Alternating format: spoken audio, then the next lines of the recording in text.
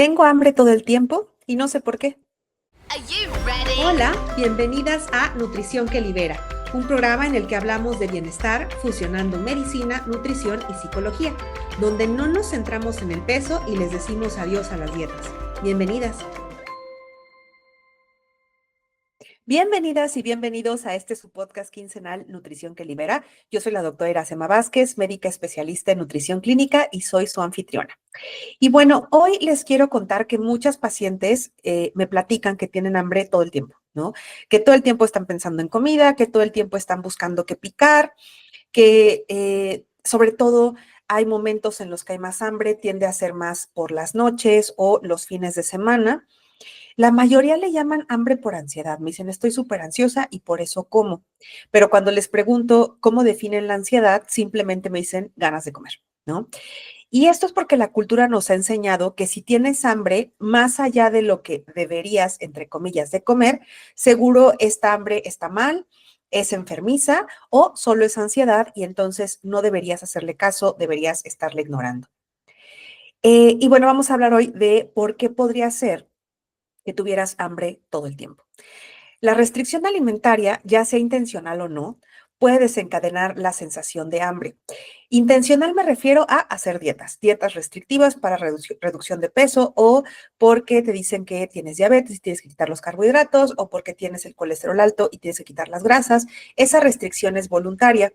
La restricción involuntaria sería dejar de comer porque tus horarios de trabajo no te permiten tener horarios de comida bien establecidos o por problemas económicos o porque en tu casa eres, por ejemplo, un adolescente y no preparan la comida, entonces no tienes que comer, ¿no? Y bueno, pues cuando dejamos de comer, ya sea como les digo, voluntaria o involuntariamente, se despiertan mecanismos físicos y mentales que hacen que tengamos más deseos de comer. Por ejemplo, la leptina, que es una hormona que se encarga de inhibir el apetito, se produce en el tejido graso, en la grasa que está en el abdomen principalmente, pues hace que se nos quite el hambre y cuando hay restricción, esta hormona baja mucho y hace que nos dé más hambre. Y también otra hormona que tenemos, que es la grelina, que es una hormona que se produce en el estómago, que hace que nos dé apetito, bueno, pues aumenta muchísimo. Entonces nos da más hambre. Hay mayor producción de las hormonas que nos dan hambre y menor de las que restringen el hambre, ¿no?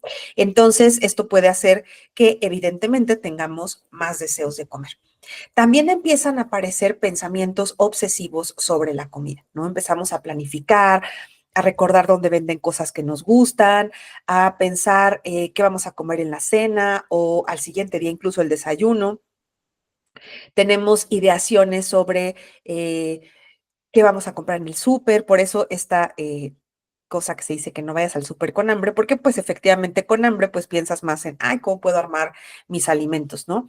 La comida se vuelve mucho más atractiva.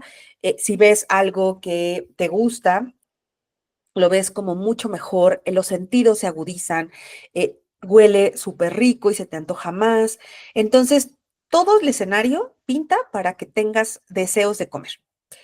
Y esto es porque la comida es necesaria, necesitamos comer para vivir. Y si existe la señal de apetito, de hambre, es porque seguramente tus niveles de energía ya están depletados, ya están disminuidos y necesitas volver a ingerir alimento para que suban estos niveles de energía. Normalmente lo que nos dice la cultura de la dieta, que recuerden que la cultura de la dieta es esta cultura que nos dice que tenemos que estar delgadas a toda costa, que la delgadez va a traernos salud, felicidad, dinero, pareja, todo lo bonito de la vida va a venir a través de la delgadez. Y nos dice que debemos de comer menos de lo que necesitamos. Las especialistas, entre comillas, de nutrición, indican cada vez dietas más restrictivas. Yo recuerdo que cuando me dedicaba a reducción de peso, indicaba dietas que eran de calorías para bebés, para niños de menos de 2 años.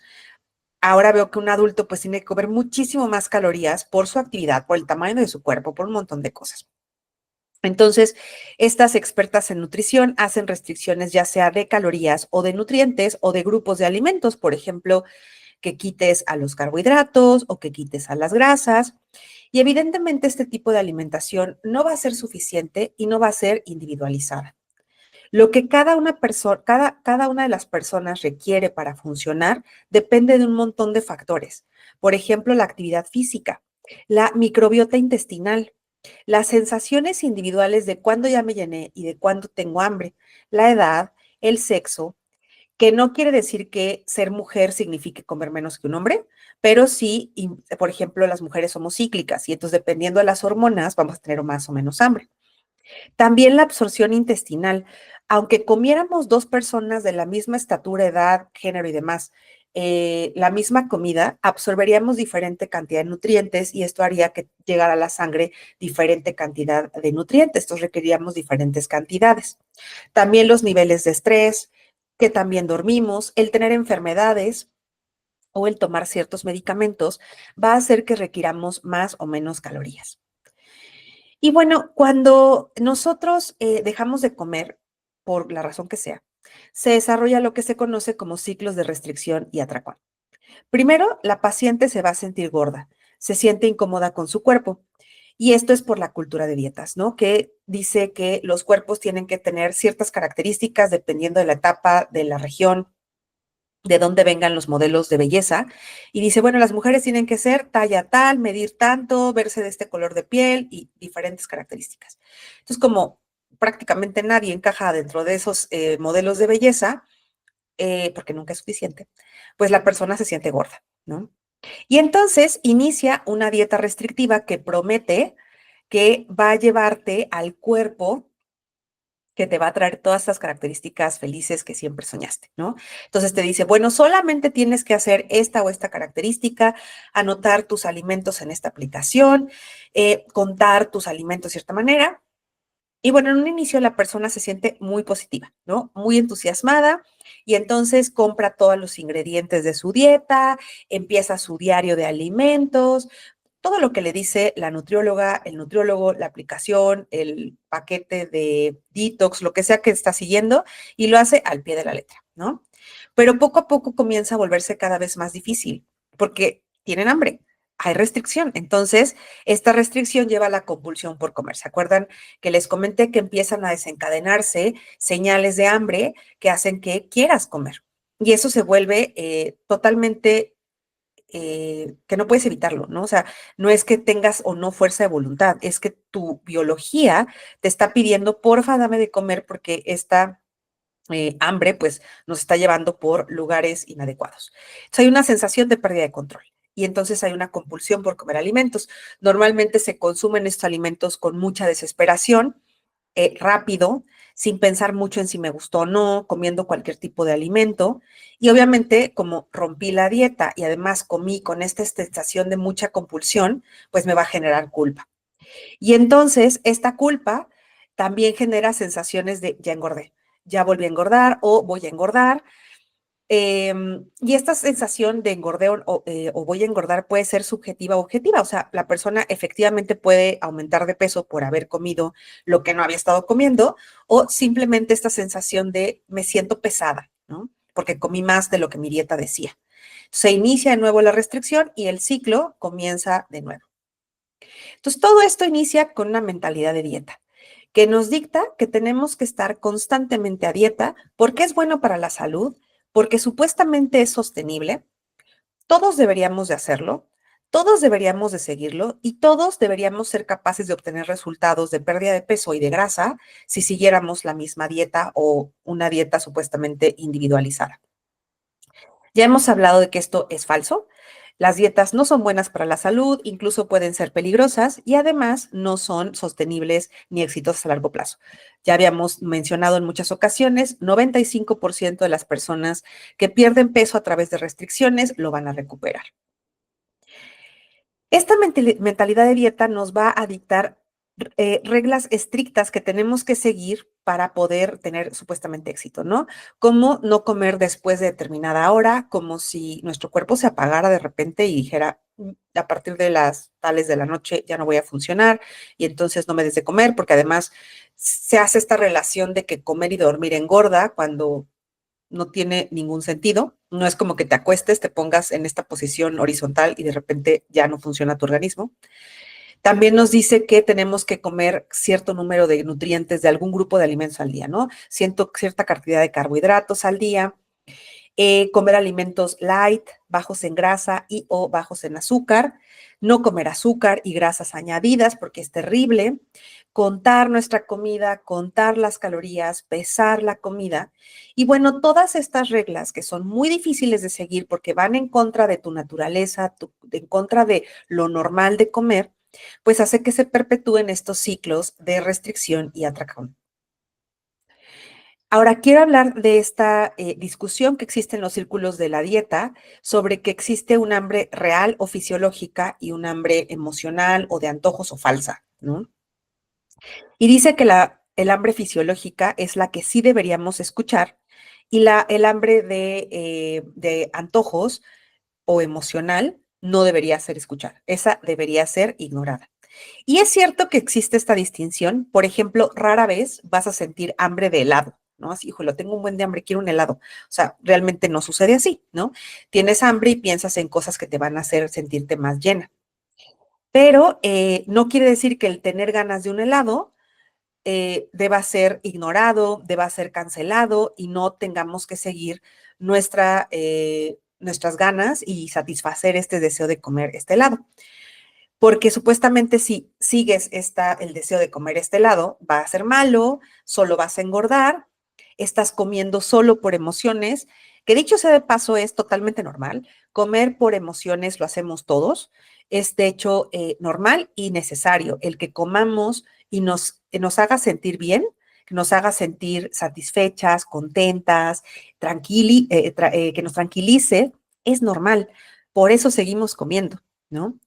Y entonces las dos hambres son válidas, necesarias. No tenemos que callar al hambre emocional y solo escuchar al hambre fisiológica. Así es que a las dos tenemos que hacerles caso.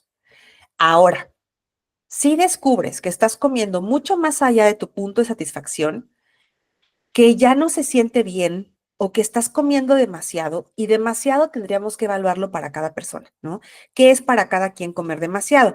Por ejemplo, comer chocolate en demasiadas cantidades podría ser incómodo. Ahora, ¿cuánto es demasiado? Hay personas que me dicen, es que me como un chocolate diario y siento que es mucho. Vamos a evaluar si sí es mucho o no para ti. Hay personas que me dicen, es que no puedo parar hasta que me vacío la bolsa de chocolates. Bueno, tal vez sí haya un problema, pero tendríamos que ver qué está pasando, ¿no? Si hay emociones que se quieren adormecer por el uso de la comida o si hay un trastorno por atracón, que no se van a solucionar lo emocional, ¿no? El decir, bueno, es que sí me siento muy detonada emocionalmente y como para calmarme. O el trastorno por atracón, que es un trastorno de la conducta alimentaria, ninguno de los dos se va a solucionar a través de la restricción. La restricción solo lo empeora. Como ya quedamos, restringir desencadena un ciclo de restricción, atracón y de culpa. Las emociones como la ansiedad, el estrés o la culpa juegan un papel muy importante en los atracones que siguen a la restricción. Normalmente los atracones hacen a la persona sentir emociones negativas o desagradables y esto al experimentarlos, pues desean borrar lo que ocurrió, ¿no? Me siento tan culpable, me siento tan frustrada, sí, emocionalmente desagradable que quiero borrarlo. Y entonces empiezo a restringir. Quiero quitar esta sensación tan desagradable que tengo, así es que voy a restringir de alguna manera o compensar también, ¿no? Y lo importante es, para evitar estas sensaciones de culpa, de desagrado, es recordar que no estamos haciendo nada malo. Primero, si estás comiendo todo el tiempo o con mucha desesperación, hay que evaluar si hay restricción. Si es así, normalmente desaparece esta compulsión por comer cuando la persona come suficiente en tiempos, o sea, que esté comiendo cada determinado tiempo o suficiente en cantidades. Y si estás teniendo atracones, que un atracón casi siempre es una sensación de desesperación por comer, sensación de pérdida de control, casi siempre comen en soledad, muy rápido, no esconden la evidencia si es que viven con otra persona o reponen lo que se comieron. Se hace en un periodo corto, aproximadamente 2 horas, y desaparece, más bien no desaparece, sino para cuando la persona siente que recupera el control. Y esto puede estar pasando varias veces a la semana, al mes o al día. Y si es así, habrá que hacer un buen diagnóstico de si estás teniendo un trastorno por atracón. Y si se confirma el diagnóstico, pues se debe dar un tratamiento adecuado para esto que es un trastorno de la conducta alimentaria, que va a estar enfocado justo en disminuir esta mentalidad de dieta, evitar las restricciones y evitar caer en los atracones. A largo plazo, vivir estos ciclos de restricción-atracón puede tener efectos negativos tanto físicos como mentales. Las consecuencias físicas, por ejemplo, puede ser que las personas estén cayendo en algo que se conoce como weight cycling o fluctuaciones en el peso, que ya he hablado de ellas también antes, que es que las personas están a dieta constantemente, bajan de peso. Después recuperan el peso, que es normal, o sea, a todo el mundo le pasa. Bueno, 95% de las personas bajan de peso otra vez porque hacen otra restricción, suben a veces incluso más, y estas fluctuaciones en el peso ya sabemos que aumentan el riesgo de diabetes, hipertensión, osteoporosis, muerte por todas las causas. Y también hay consecuencias mentales, como que el estar en estos ciclos de atracón-restricción puede hacer que se caiga en depresión, en ansiedad o en trastornos de la conducta alimentaria. Ahora, desde un enfoque no centrado en el peso, vamos a ayudarle a estas personas que están teniendo estos ciclos de restricción y atracón con los siguientes 5 puntos. Uno, evitar la mentalidad de dieta, evitar el estar pensando que estar a dieta es bueno, es positivo, todos tendríamos que hacerlo, todos tendríamos que estarlo buscando. 2, promover la aceptación corporal. Y esto es una cosa que puede ser complicada, pero sí es manejable y sí se puede llevar a cabo, que es que la persona acepte que no solamente existe el cuerpo delgado como un cuerpo correcto, que es normal que vengamos en diferentes tamaños y formas, y que no solamente la delgadez se asocia a salud, también existen cuerpos gordos que son saludables, y como también se sabe, hay cuerpos delgados enfermos y cuerpos gordos enfermos. O sea, hay de todas las combinaciones, ¿no? Entonces, no necesariamente se asocia delgadez a salud. El punto número 3 es explicar los riesgos, explicar qué son estos ciclos, ¿no? Explicarle a la persona, claro, tienes hambre todo el tiempo porque estás restringiendo. Tu cuerpo te va a demandar la comida que le hace falta, independientemente de que tengas un súper deseo de adelgazar, o que tu médico o médico te hayan dicho que tienes que mantenerte delgada o delgado. Independientemente de lo que te hayan dicho allá afuera, tu cuerpo te quiere defender y va a hacer que tengas hambre. Entonces, no es que tengas falta de fuerza de voluntad, es normal que experimentes estas sensaciones de hambre. Luego, el cuarto punto sería explicar las consecuencias de estos ciclos, ¿no? Que se pueden caer en el weight cycling o se puede caer en un trastorno de la conducta alimentaria, que por eso es importante frenar estos ciclos. Y 5 sería promover una relación saludable con los alimentos, que se tiene que empezar por dejar esta mentalidad de dieta para poder empezar a quitarle la connotación negativa a comer.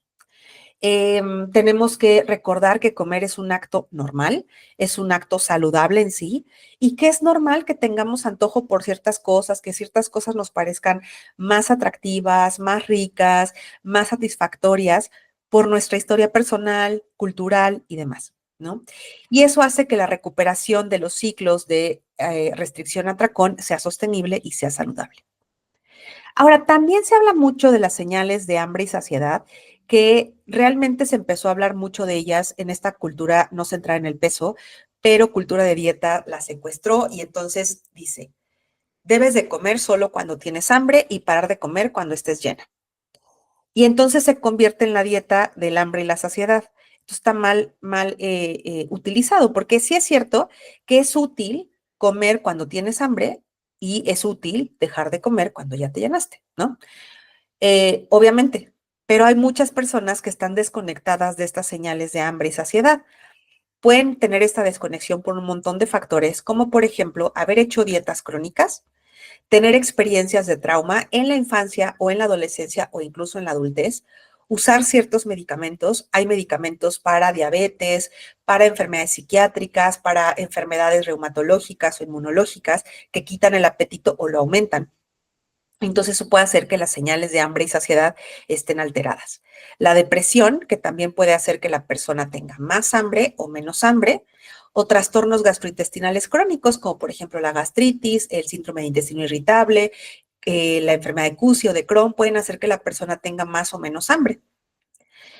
Y esas personas entonces no pueden simplemente guiarse por, tengo hambre o no, ¿no? También las personas con trastornos de la conducta alimentaria, quiero mencionar en particular, que no pueden guiarse por esas señales, porque imagina una persona que tiene atracones, que siente que tiene hambre todo el tiempo. Entonces, todo el tiempo va a tener hambre y no va a tener esta sensación de llenado, digamos, bien establecida. Entonces, no podemos decirle a esta persona que la siga, ¿no? O ahora imagina a una persona con anorexia que reporta o refiere que no tiene hambre o que se siente llena muy rápido. Van a existir ciertos ejercicios que ayudan a reconectar con estas señales de hambre y saciedad nuevamente, aunque habrá personas que no lo logren. Y entonces nos tenemos que valer de otras señales para que la persona coma. Por ejemplo, que empiece a pensar en comida o que tenga alguna sensación de nerviosismo o que cambie el sabor o que se sienta cansada o señales externas como confiar en el reloj, ¿no? Si es ya la hora de comer o ya se está pasando la hora del desayuno, pues ya comer aunque no tenga hambre. O hacer espejo con una persona que tenga una buena relación con la comida. Por ejemplo, una persona que tenga muy bien establecidos sus horarios, que se sirva un plato que le parezca suficiente y demás, pues puede un poco la persona mimetizar lo que está haciendo esta familiar o amigo. Y bueno, pues me despido deseando que este episodio te ayude a preguntarte la razón por la que estás restringiendo y la razón por la que podrías tener hambre todo el tiempo. Si estás restringiendo, te invito a cuestionar esta mentalidad de dieta, cuestionar la cultura de dietas, cuestionar el que la restricción es positiva. Y recuerda que si necesitas ayuda, acude a una profesional de la salud, de preferencia no centrada en el peso. Recuerda que yo puedo ayudarte. Y bueno, quiero recordarte que tengo asesorías con profesionales de la salud, médicas, psicólogas, coaches, nutriólogas, entrenadoras, cualquier persona que trate con otro ser humano que esté haciendo la transición de un enfoque centrado en el peso a uno libre de gordofobia. Vamos a analizar casos, revisar bibliografía, técnicas en consulta y en general cómo abordar a una persona que está dejando de hacer dietas o incluso que tiene un trastorno de la conducta alimentaria y, o que tenga alguna otra razón por la que acudió a tu consulta y no estamos utilizando el peso como marcador de éxito. Y bueno, si eres una paciente, puedes tener una consulta conmigo.